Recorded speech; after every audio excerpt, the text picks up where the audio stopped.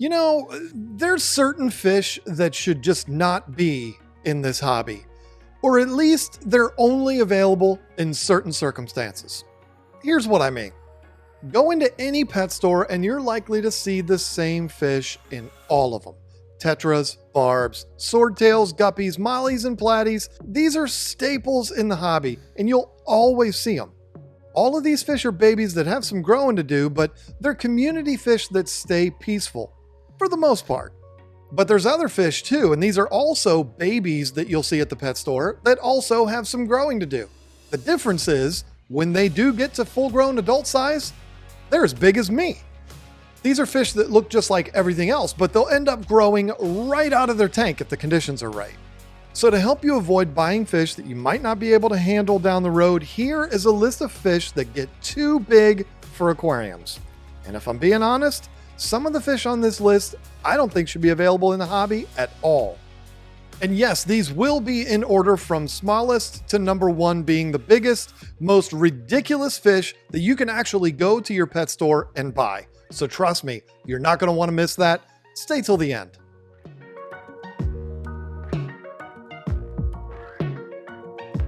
Yes, let's start with a fish that's tricked so many fish keepers. So many. Bala sharks. The fish that so many little kids are at the pet store and say, "Oh my God, mommy, I want a shark," which, this is pretty harmless. However, they realize very quickly that they're not getting a great white. And what they also realize is they don't stay this cute little silver and black fish for long. Bala sharks to me are one of the most misunderstood fish in the hobby. First, they're labeled sharks, and I've never really understood why.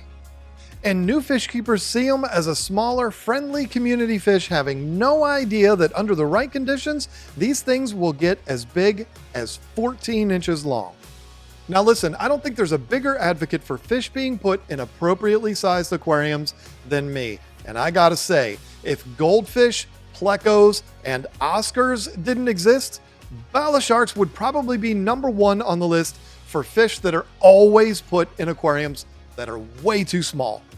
And it totally makes sense. These are cute, really active fish that get along with pretty much any other fish. And when you see them in a fish store, they're always really small. So people are like, yeah, give me one of those to mix with my tetras and swordtails. But then a year later, they're like, what the hell is this? I don't remember buying a beast. But look, I understand Bala sharks aren't exactly the tank busters that we're going to be talking about as this video goes on, but I'm just saying, they surprise a lot of people with how big they get.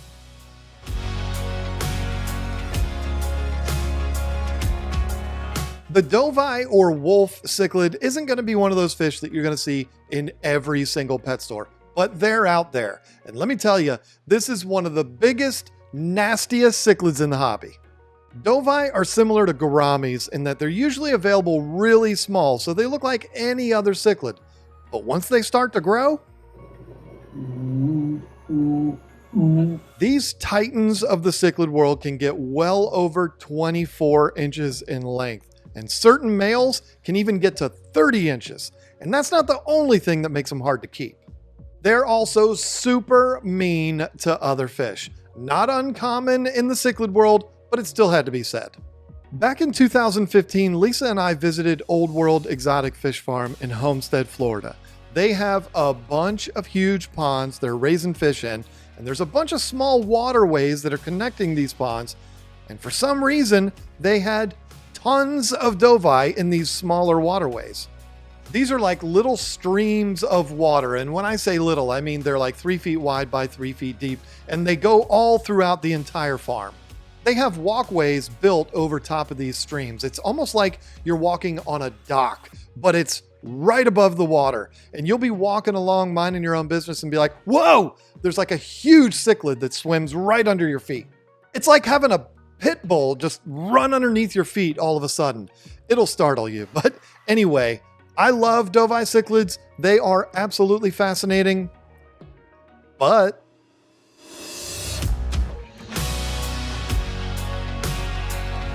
when you've seen one gourami, you've seen them all, right? This is a really cool fish that comes in a bunch of varieties. There's opaline, which are super common, dwarfs, honeys, which are an adorable yellow, and there's even kissing gouramis that swim around all day looking like they want to smooch everything. And then there's another one, the one that's labeled giant gouramis, and you might think, well, maybe it just gets a little bit bigger than the others. Oh boy, will you be making a mistake. Giant gouramis aren't like giant danios that maybe get double the size of regular ones. No, these fish get the size of a suitcase in a very short amount of time. And I'm not talking about a carry-on. Oh no, I'm talking about a suitcase that they will require you to check. This is another fish I could put on the list of ugliest fish in the hobby, but if I'm being honest, they're so ugly that makes me love them. I'm not sure what the books say as far as how big these get, but I can tell you this. If it says they can get to 30 inches, that really means nothing, because this is a fish that gets tall too. So it's this long, but it's also this tall. Now listen, I really don't want to repeat myself over and over and over again that these fish need to be in a huge aquarium. The bottom line is, if you have to ask how big these fish get, you don't have a tank big enough to keep them. So for the sake of this conversation, let's just say all of the fish on this list need to be in a tank you're unlikely to see in someone's living room. Unless you're, like, super rich.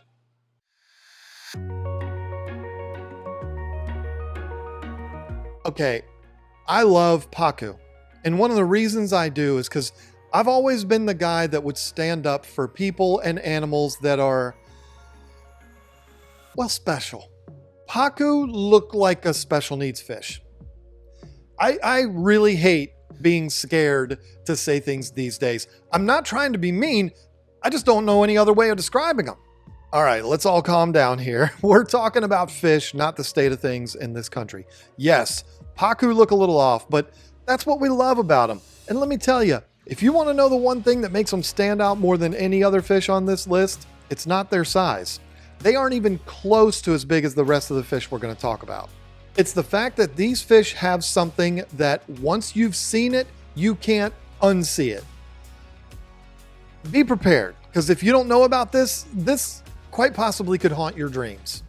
Pacu have what looks like a full set of human teeth in their mouth. It's terrifying if you weren't expecting it. So they look like they have special needs, and they have a full set of human teeth in their mouth. What's the big deal? Well, yes, they also get really big, like well over 2 feet, and they get just as tall as they do long. They start out as a cute little silverfish that looks identical to a piranha, but they turn into giants with human teeth. But if there's one thing I love about them that I know from personal experience is these are gentle giants. They wouldn't hurt a fly. They just get huge. You know what I've always wondered? I wonder if there's ever been a person or an animal that's no longer alive and got bit by a pacu, and that's totally thrown off the investigation. The cops are like, we've never seen anything like this in any other investigation we've ever done. We have a body floating in the water, and some dude has come along and started biting all over it. We need to start referencing dental records. Folks, we have a lunatic on the loose that goes around chewing on dead bodies.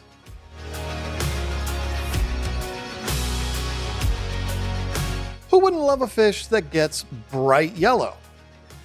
No one. Until they find out it's a fish that can get over 3.5 feet long with an endless appetite and huge mouth. Ladies and gentlemen, I give you the peacock bass.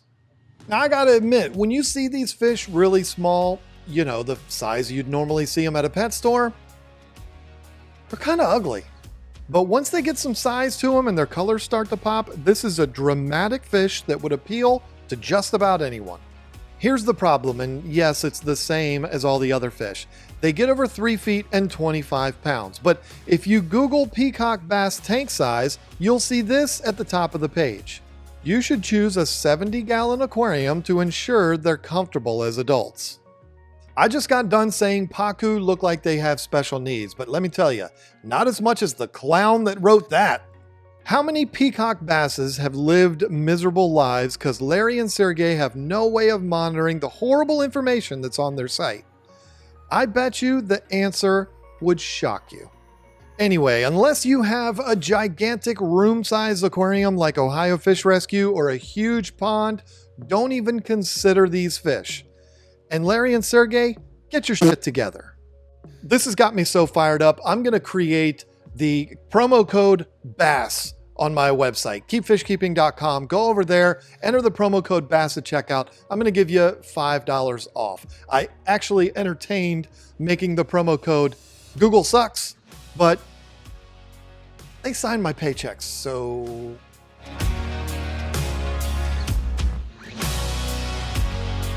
Let me tell you something. One of the things I love about fish the most is how unique every single one of them are. They all have their own traits that make them stand out from everything else. But once in a while, you run into one that's like, is that thing from the quantum realm or Counter Earth or something?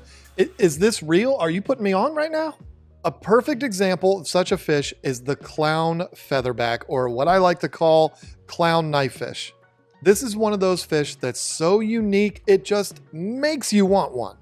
It's almost like you can't resist. You know, if you have one of these, everyone's going to want to see it, and they're all going to want to talk about it. The only problem is they're a very bashful fish. They're just going to kind of hide, or they're going to be in the back of your tank just looking into the corner of your tank. Kind of like the guy at the end of Blair Witch that freaked everybody out. To me, that's a sign that this fish has no business being in an aquarium, but people that are way smarter than me will tell you it's because they're nocturnal, meaning they chill during the day and come out and play at night. Not exactly my favorite type of thing, but hey, even if they're just sitting there, they look super cool. These fish, like everything else, get surprisingly huge. You see them in the fish store and they're tiny and cute, but these things can get well over 3 feet. I've seen them that big, and let me tell you, it's impressive. I had one a really long time ago, and he was about this big, and in the middle of the night, I heard this huge crash. It was so loud, it woke me up, so I immediately ran out to see what was going on. Everything looked completely fine, so I went back to bed. The next morning, I woke up and that clown knife was literally bent in half.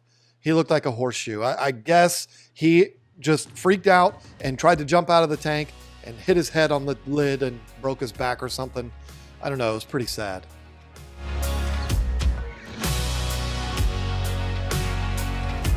Okay, I could keep telling you a whole bunch of fish that shouldn't be in aquariums, but the sad thing is we kind of get it to this point where we're just saying the same thing over and over and over again. You go to the pet store, they're cute and dainty, you bring them home, and before you know it, they're so huge that they're as big as your house.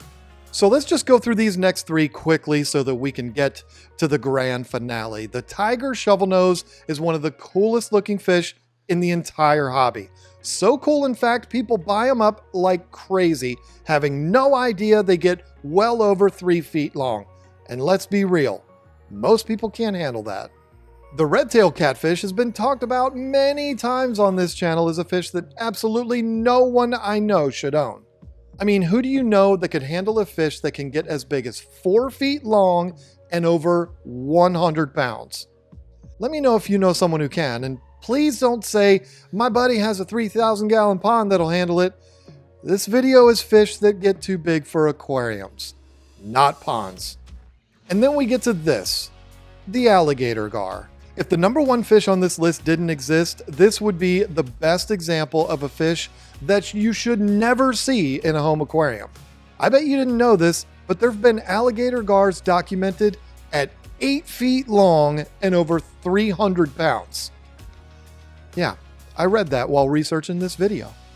I feel like there should be a rule, like a fish distributor should be able to look at a fish and say, nah, ain't no such thing as a tank big enough to hold an 8-foot long fish, so we have no business even offering it.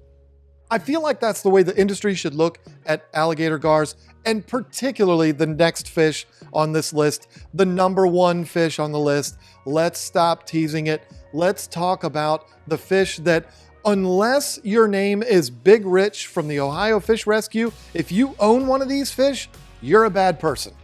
And I'll say it to your face.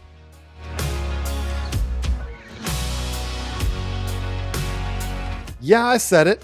If you own an arapaima, you're a bad person. Geez, Why are you being so harsh, John? Well, it's simple. This is not a fish that a home aquarium can handle. Okay, I know there's that guy in Toronto that converted his entire basement into like a 50,000 gallon aquarium. I know that, but how many people are going to do that? Come on. So yes, unless you're that gentleman in Toronto, if you're someone that owns an arapaima, you're a bad person. Why? Well, it's simple. You're committing animal abuse. I'm going to tell you a story that you're not going to believe, but it's absolutely true. And Lisa can back me up on this. We were at a fish store like 8 or 9 years ago, and I decided to run a little experiment, and it worked perfectly. I really wish I'd gotten it on video.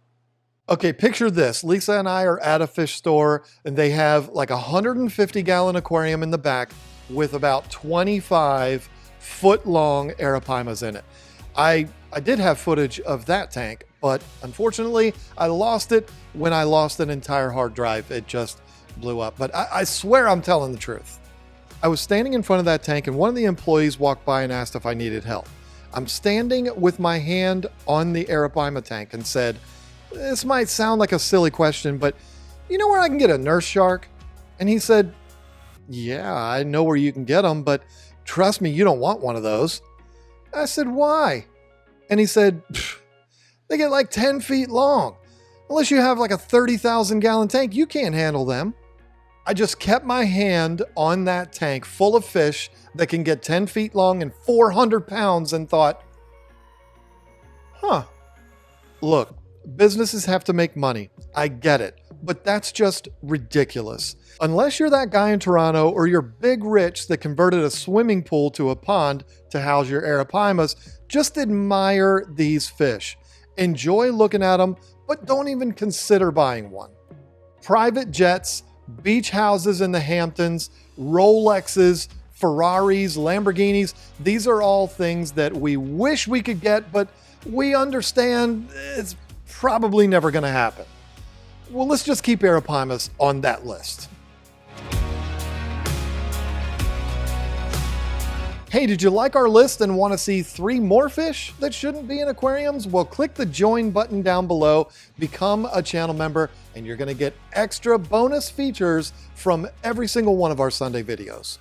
Don't forget, if you want to support the channel, go to keepfishkeeping.com, enter BASS in the promo box at checkout, and get $5 off of your order. Thank you so much for watching, and I can't wait to see you again next week. Bye.